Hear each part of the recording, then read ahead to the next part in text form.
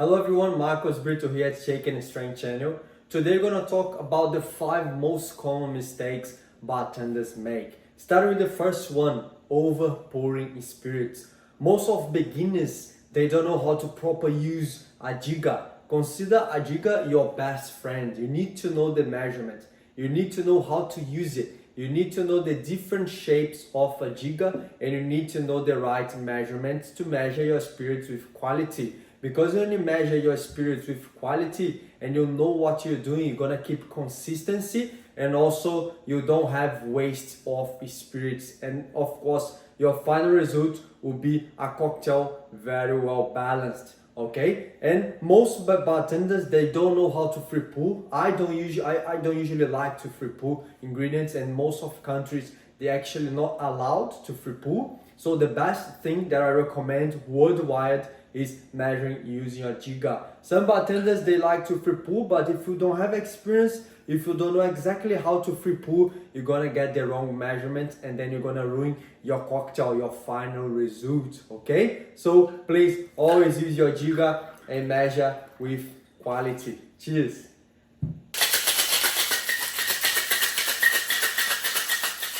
Second most common mistake, over diluted cocktails.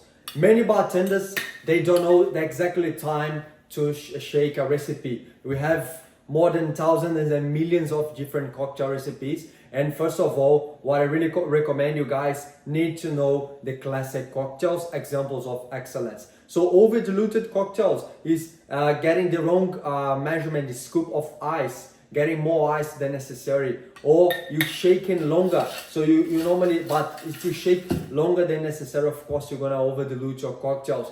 Okay, using other ingredients that has a little bit more water content, or something that you don't know exactly if it's quality or if you're using the proper ice. All of this will influence directly in your final result.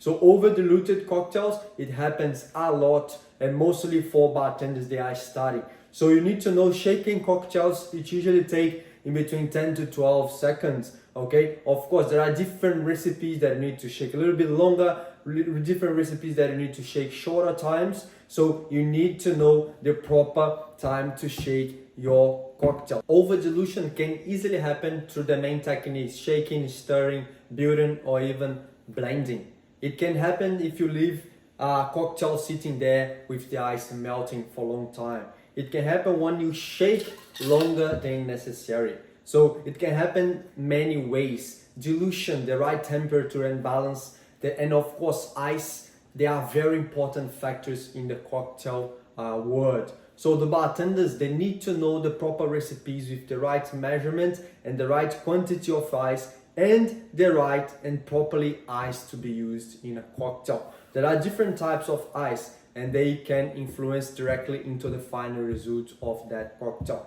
right? So most of the time when you're shaking a cocktail, it takes between 10, 12 seconds, maximum 15 seconds depending on the recipe. If you shake longer than that, depending on the infusion of the ingredients, you can get over diluted cocktails. Same with stirring your cocktail. Normally stirring a martini, you want to bring the temperature of the cocktail to 0 or maybe below 0. If you're using the right quality ice, and the time of stirring between 40 to 45 seconds. The chilling point can happen extremely rapid through blending, then shaking, then stirring, then building. The faster the drink moves, the faster your cocktail, your drink will chill. Neglecting garnishes. The final touch matters. When you make a cocktail, when you finish your cocktail and you want to impress your client, what's the first impression that your client gets when they get their cocktail? It's the garnishing, it's after the aroma, and then the taste, and it's a full experience that I call a multi-sensorial experience. So you need to garnish your cocktail to elevate the cocktail experience, to enliven the cocktail experience, not only for your customer, but also for yourself. You know, when you're participating on garnishing games, you're getting used to new garnishes and practicing to get new ideas and keep improving. So garnish will complement what's in your cocktail. Of course, when you make a cocktail and finalize, you made a cocktail that takes pineapple and lime and other ingredients, and then you're gonna garnish simply with a cucumber. It doesn't make sense. So your final touch should match with the liquids and ingredients used in your cocktail. A simple garnish, it can change. So imagine this glassware, I just serve a liquid into the glassware. For me, there is no identity this cocktail. But when you finalize, even with the oil coming from the cask of a lemon, and then you finalize with a simple garnish, it can be simple, it can be a little more complex, but don't use a lot of garnish in your glassware to finalize as a final touch because it doesn't look nice. I like to go for simple and sometimes matching with one more type of garnish, maybe 2 fresh ingredients or 2 things, maybe a tincture or something that will complement not only the visual but also the aroma, the fragrance of my cocktail, and most of the time will get an influence directly in the taste of your cocktail, changing the palate and changing the experience. So this one is just a different lemon peel that changed the visuals of my cocktail. That makes completely the difference, okay? So I would recommend always garnishing your cocktails. It can be as simple as just a touch of something, but you need to garnish your drinks, and then you're gonna provide a better experience for your customers, for your clients, and for yourself.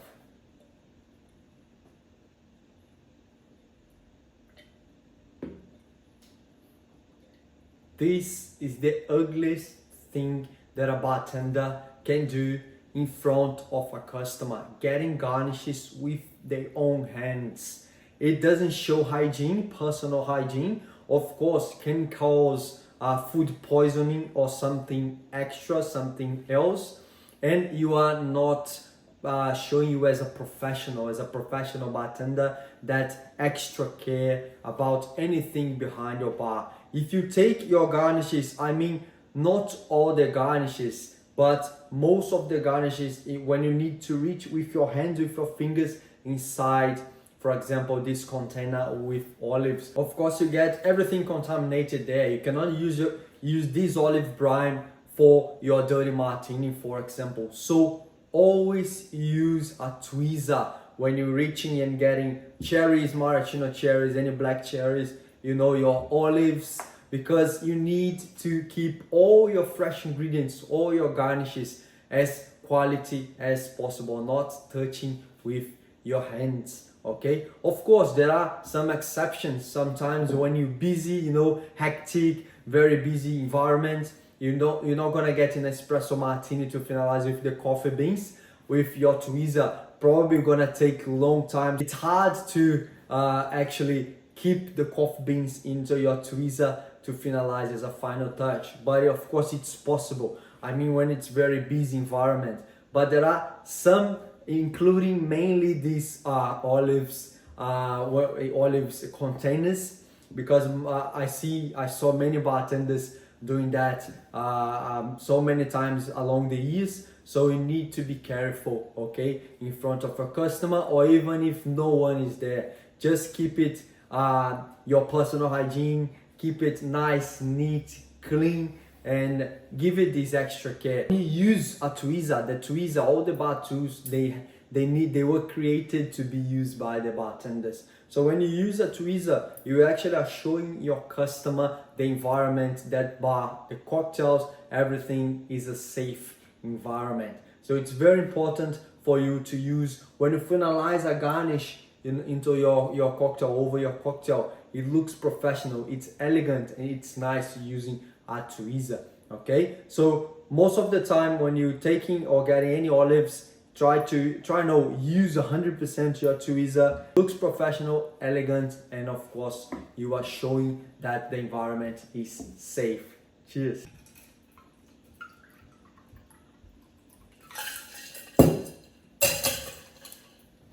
It looks right? I don't think so, because under pouring cocktails can happen very often in bars, mostly with beginners. Okay, when you want to pour your cocktail and your customer get this quantity, depending on the glassware that was used, it doesn't look nice. It doesn't look attractive.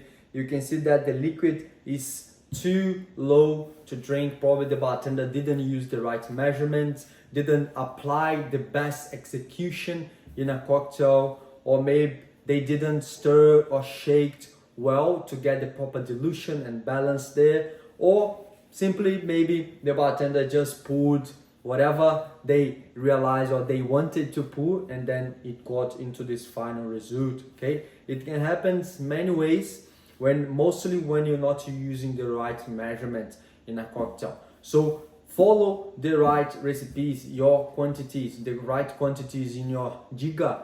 That's why you need to know about how to use properly your jigger. You need to know the right measurements in your cocktail recipes, because this way you and your team will keep consistency in your bar, and all the cocktails that are delivered to your customers, to your clients, will remain the same regarding the balance, regarding the measurements, taste, aroma, even garnishing, the final touch. So you need to communicate with your team, get your bar manager, and get everyone training sessions for everyone to be at the same page to deliver the best for your clients. If you know how to identify and use the different factors that can influence directly into a very nice cocktail experience, you will become a huge bartender, an excellent bartender. And some of them, it's first one, for example, including glassware, using the proper glassware. When you use the right glassware, depending on the style of the cocktail, the ingredients used, you're gonna get a better experience, and then you know about the final touch and the visual effects, and also all the factors that will complement the glassware you're using in your cocktail recipe.